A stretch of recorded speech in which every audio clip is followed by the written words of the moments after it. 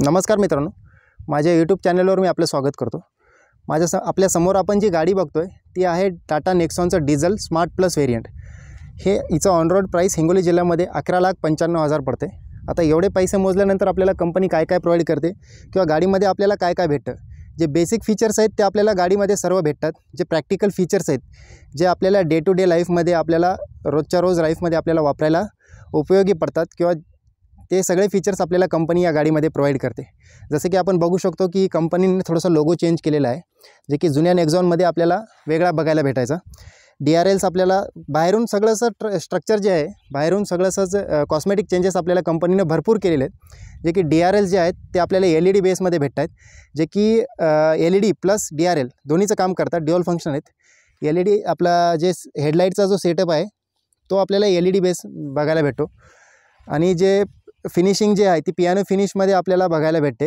ही गाडी मी 12 ऑगस्ट 2024 रोजी विकत घेतलेली आहे। हिचं टायर सेक्शनचं जर बघायला गेलं तर 16 इंचचे आपल्याला स्टील रिम भेटतात। ॲलॉय व्हील्स आपल्याला या गाडीमध्ये भेटत नाहीत।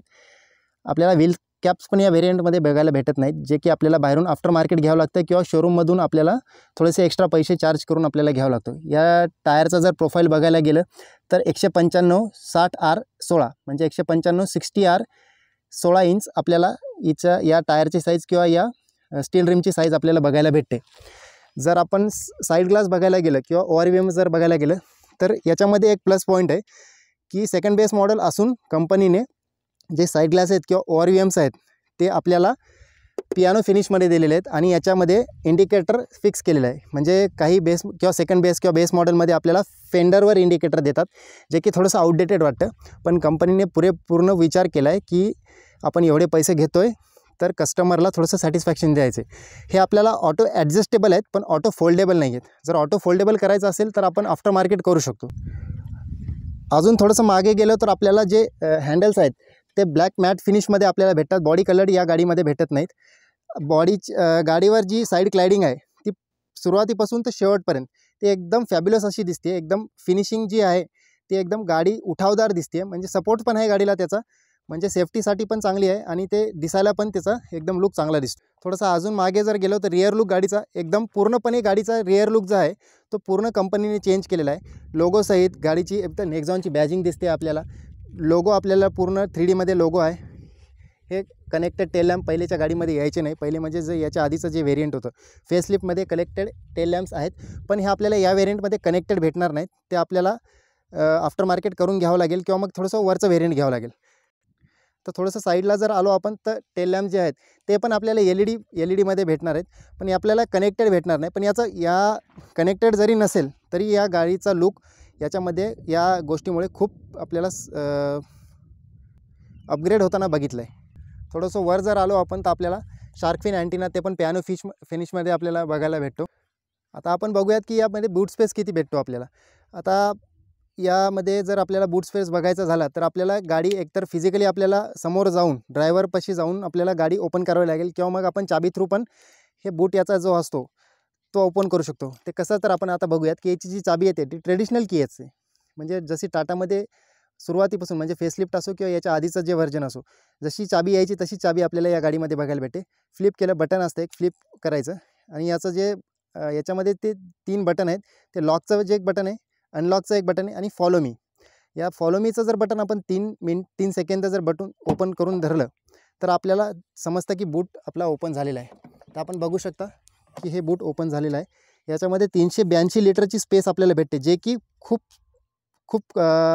कम्फर्टेबल किंवा खूप आपल्याला जी पाहिजे आपली तेवढी स्पेस आपल्याला भेटते। तर आपण आता बूट ओपन करूयात। टाटाच्या गाडीचा थड जो असतो तो आज आपल्याला सांगून जातो की गाडी किती सेफ आहे।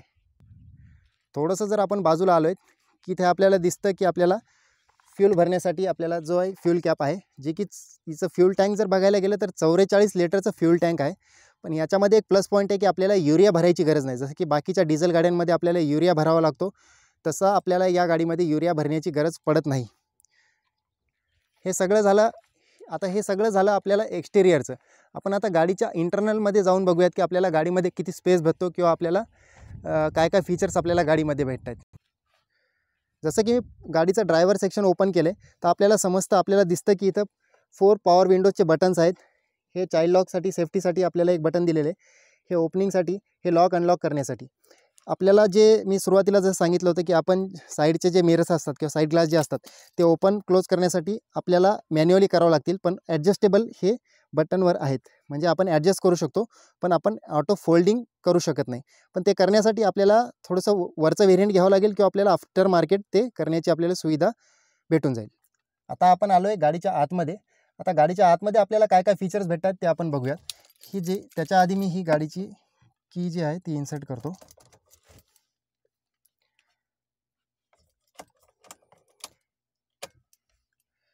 हे आपल्याला डिजिटल क्लस्टर आपल्याला सर्वप्रथम बघायला भेटेल. आणि त्याआधी आपल्याला बघायला भेटेल की हे एक सगळ्यात आधी आपल्याला हा सगळ्यात मोठा चेंज टाटाचा लोगो जो की इल्युमिनेटेड आहे तो प्रत्येक गाडीमध्ये आपल्याला बघायला भेटत नाही. या गाडीमध्ये आपल्याला बघायला भेटतो. यामध्ये जर आपण बघायला गेलो तर आपल्याला क्रोम सगळ्यात आधी हे बघा क्रोम म्हणजे सगळीकडे राऊंड आहे क्रोमचा.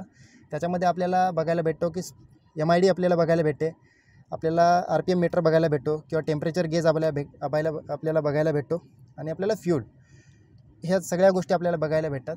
यामध्ये आपल्याला अजून ट्रिप A म्हणजे आपण ट्रिप A मध्ये किती चाललो किंवा ट्रिप B मध्ये किती चाललो हे पण आपल्याला या स्पीडोमीटरमध्ये बघायला भेटतं. जसं की मी बटन दाबलं हे चेंज होतं ट्रिप A, ट्रिप B आणि ॲव्हरेज आपल्याला गाडी किती देते. आता ही गाडी फक्त तुम्हाला दाखवतो 438 म्हणजे 438 किलोमीटर ही गाडी चाललेली आहे. 12 ऑगस्टपासून मी गाडी घेतली, 438 किलोमीटर चालवली आहे.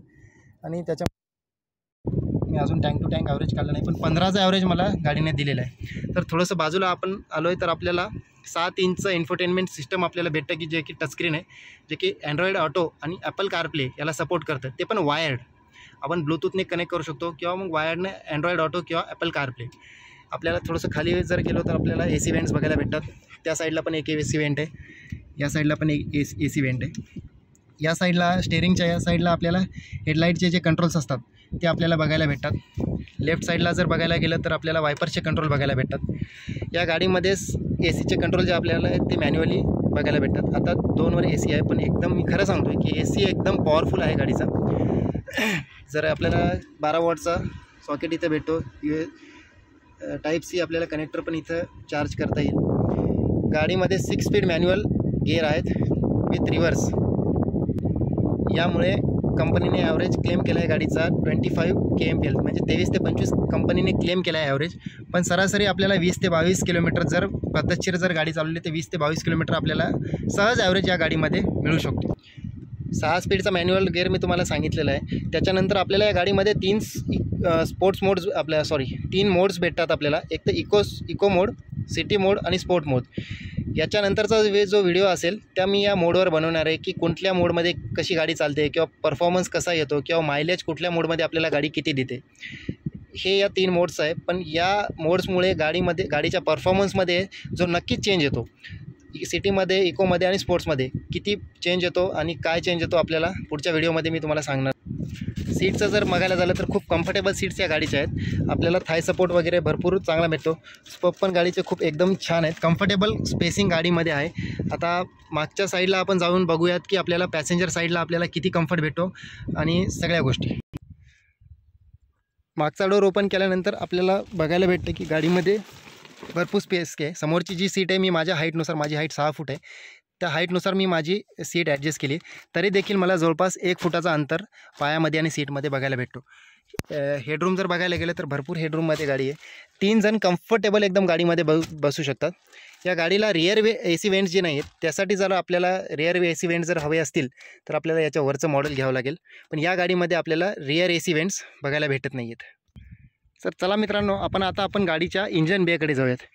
तर आपल्याला हे इंजन बघायला भेटतं. गाडीचं एकदम दमदार पॉवरफुल टाटाचं इंजन आहे, जे की 4 सिलेंडर 1.5 लिटरचं 4 सिलेंडर इंजन आहे, जे की प्रोड्यूस करतं 113 bhp आणि 260 न्यूटन मीटरचा टॉर्क, ज्याचा ॲव्हरेज कंपनीने क्लेम केला आहे 23 ते 25 किलोमीटर. पण हार्डली मी सांगू शकतो की 20 ते 22 किलोमीटर आपल्याला गाडी सहज ॲव्हरेज देईल.